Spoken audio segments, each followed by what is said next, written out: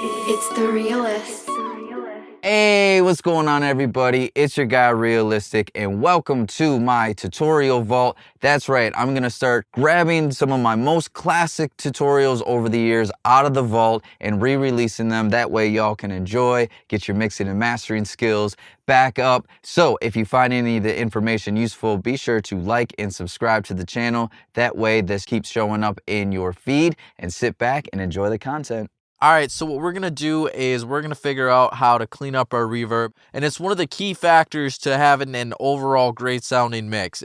There's two things that can really cause a lot of muddiness. One is low end problems, and the other is issues with your reverb, and so we're going to be focused on those issues with the reverb in this video. All right, so the first two tips that I'm going to go over are tips that we go through all the time on this channel, so I'm not going to dive too deep into them because we talk about them so much. So what I'll do is I'll leave links up top here in YouTube for you to be able to click on if you want to know more about them. So the first one that we want to do is we want to make sure that our reverb is used as a send and return rather than an insert. And the reason why, there's three reasons why we want to do that. The first reason here is because when we have the reverb as an insert versus a send and return, as an insert, we're going to start to lose some of the original signal as we increase the wet, so it starts to lose it, and it will thin it out, and then we'll get too much of a washy reverb. The advantage of using a send and return is what happens then is we keep the original signal intact the whole time, and we're just blending in the wet signal underneath it. So that's one reason. Another reason is it saves big time on CPU, especially if you're planning on using this same reverb on a few different tracks like I did here. And so the reason why is because now you can send a bunch of tracks to this reverb instead of having to throw this reverb on several channels and eating up your CPU. The last reason, and it's a big part for this video that we're doing, you can see on my reverb channel here, I have effects before the reverb, and I'm going to have effects after the reverb. So if we were to throw this as an insert, all these effects would be affecting the original signal as well, and we don't want that. We want to be able to have these just control the reverb before and after, and so that's what we're going to be doing, is we're going to be mixing the reverb as if it's a whole separate channel, which it is. All right, so the other thing that we talk about a lot on the channel that I'll just go over real quick here is we're going to sync our pre-delay and our decay times to the BPM. I got so many videos on that, so if you want, you can watch a video on that right here, and it goes fully in depth on what that is, but I'll just break it down. Basically, if you don't have a reverb that allows you to sync it to your BPM like this one does here, you can do a quick math equation here, and the math equation is 7,500 divided by the BPM. 7,500 is just a quicker way than 60,000. You get the same results, but less dividing. So this is going to bring us right to a 30-second note, and so you would type that into your pre-delay if it doesn't allow you to sync it in there. Now, as far as the decay time, I'm going to want that to be either a 16th note or an 8th note. So a 16th note, you would just times by 2. For this particular track, I'm actually going to want this to be a 8th note. I want a little bit longer. So we're going to take this value right here, and we're going to type that into the decay time right here. And so now our decay time is going to end on 8th notes, and then our pre-delay, the reverb, is going to start on 32nd notes. So that's going to reduce a lot of muddiness and clean up your reverb, because now it's in sync with the BPM of the track. So it's got a consistent start time and a consistent end time, and it's not clashing so much with other things that are happening as far as the timing of the track goes. All right, so those two things, like I said, we go through those a lot, and so I just wanted to go through that real quick, and now we'll dive into the other things that we can do. So I have my reverb channel here, and so the first thing I'm going to do is I'm going to throw on an EQ, and you'll notice here that I'm putting the EQ before the reverb. And so what I'm going to do here is I'm going to filter out some stuff in the low end, and I'm going to filter out some stuff in the high end. And the reason why I have this before the reverb is because I don't even want these frequencies to touch the reverb. I want to remove these frequencies before the reverb is even applied, especially when it comes to this low end. A lot of times we don't want the reverb to even touch the low end. That can cause a lot of rumble and a lot of clashing and muddiness. So we'll just remove that. And then what I'm doing is I'm also getting rid of just a little bit of the highs, not too much of them, but what I really want is I want the lead vocal, the dry signal here, to really be able to shine as far as the highs. So I'm just gonna remove some of that a little bit so that it doesn't get into the reverb here. So what I'll do is I'll go ahead and hit play, and then I'll bypass in and out so you can hear. I see stars are moving sideways. Got a feeling in me moving out my spirit tonight. I am stumbling through the skyway. Just cleans the reverb up a little bit. So the next thing that I'm gonna do is I'm gonna throw a de-esser on before the reverb here, and I do have de-essers on the original track, and I'm a little bit more subtle with them on the original track. On the reverb channel, I'm gonna be a little bit more aggressive, and the reason why we're putting de-esser on the reverb track is you'll notice a lot of times when it comes to reverb, they can be a little too extra when it comes to syllabants, and so a lot of times they'll emphasize them too much, or they'll make them splashy, or they'll make them even harsher. So I try to tame those down before they even hit the reverb. And so you'll notice that I have more of an aggressive threshold and range that I normally would on a regular dry track, and that's because I'm really trying to push these down. So I'll show you, you'll see over here on the meter, it's gonna really reduce this by a lot. I see stars are moving sideways. Got a feeling in me moving. And now let me bypass this so you can hear a little bit of the difference. I see stars are moving sideways. And then with it, I see stars are moving sideways.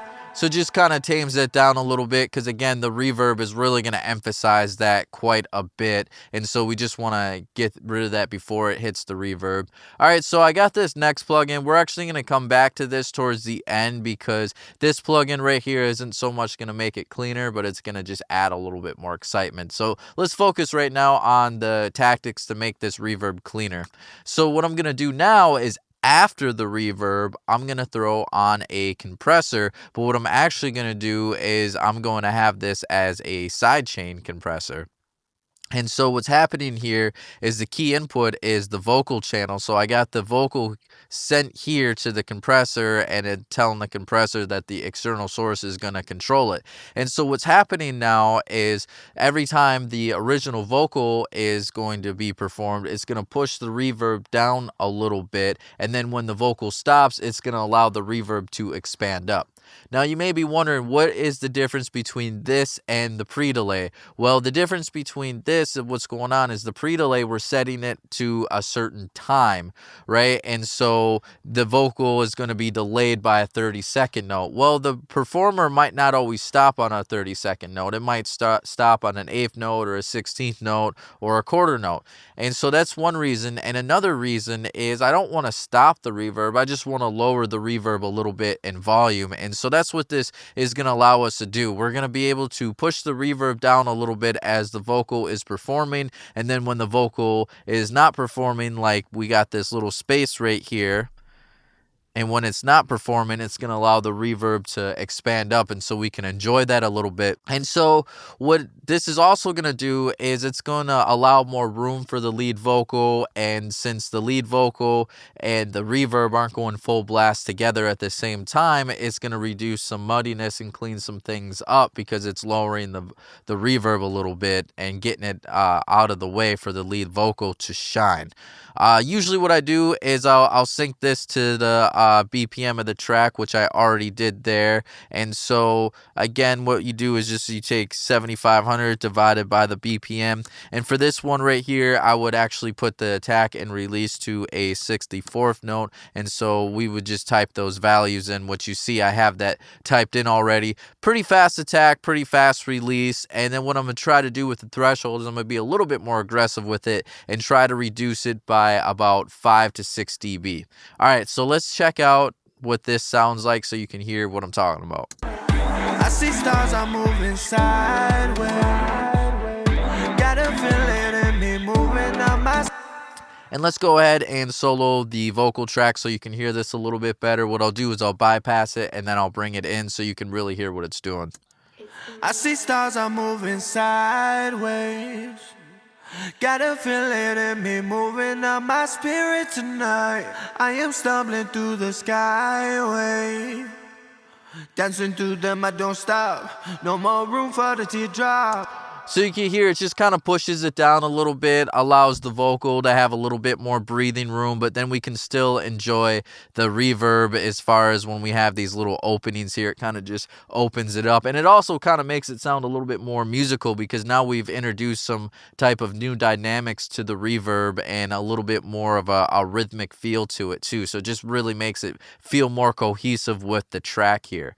All right, so then the next thing that we're going to do, we'll come back to this skipped little space, is I'm going to filter out some lows again because now that we've added the reverb might introduce some low end information that we want to get rid of. So we want to get rid of some of that rumble. And then sometimes, not always, but sometimes I may EQ out some of the mid range just in case I hear a little bit. On this particular track I did. I'll show you what I was hearing. I'll boost this. I see stars are moving sideways. Got a feeling in me moving out my spirit tonight.